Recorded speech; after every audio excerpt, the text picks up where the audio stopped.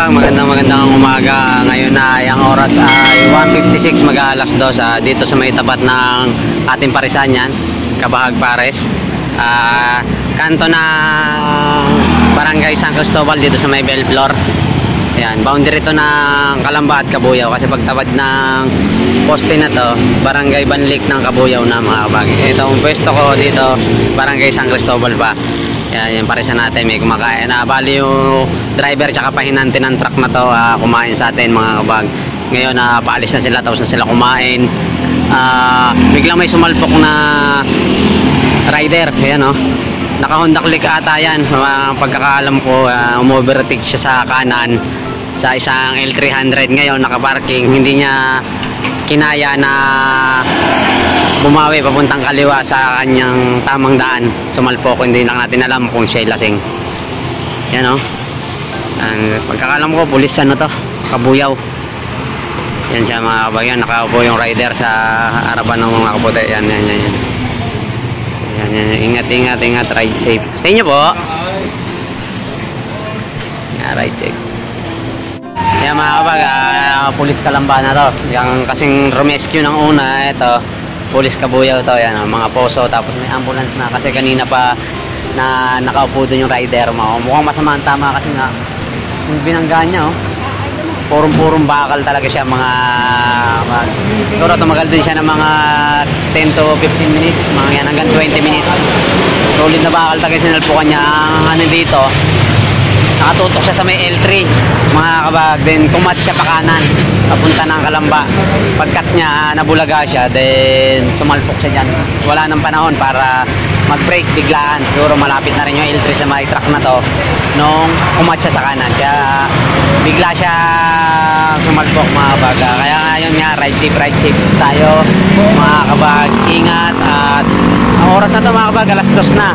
Napakaluwag na ng daan na to, mga truck na lang ang dumadaan, pero na katulad nga niya ng aksidente hindi natin naasahan. Kaya ingat tayo, ride safe lagi sa bawat isa, at isipin natin na may uuwihan pa tayong pamilya. Kaya yung parisan natin.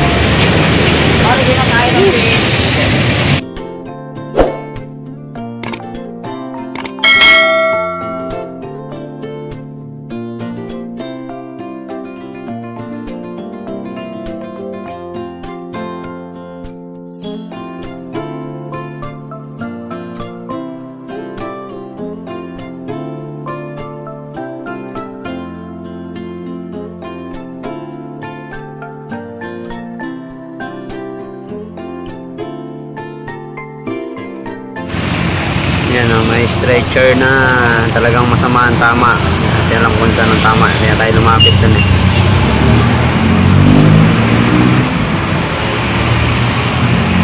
Yan, lagyan ng pinakang alalay. Yan, naisakay na. Naisakay na. Anong may tama? Dalawang braso. Dalawang braso pala mga kabahagyan, no? Kaya pala hindi makatayo. Hindi tama. Putok ang baba. Ayan, putok daw ang baba, tapos dalawang braso. Nilagyan ng ano, no? Karton? Pampatigas? Nilagyan pampatigas yung braso. Ayan, hindi ng tama. Dalawang braso mga kabahag. Ayan. Ayan yung truck, maghahatid ng backhoe sa Kiinlog. Nagtanong dito yan, tapos kumain. Na standby pa. Pero lasing. Para nakainom. Nakainom. Yan. Paalis na. Ayan o.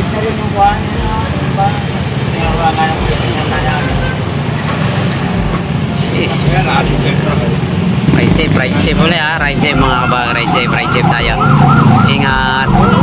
Yan, sana hindi naman totally damage, pero sabi ng tropa, dalawang braso.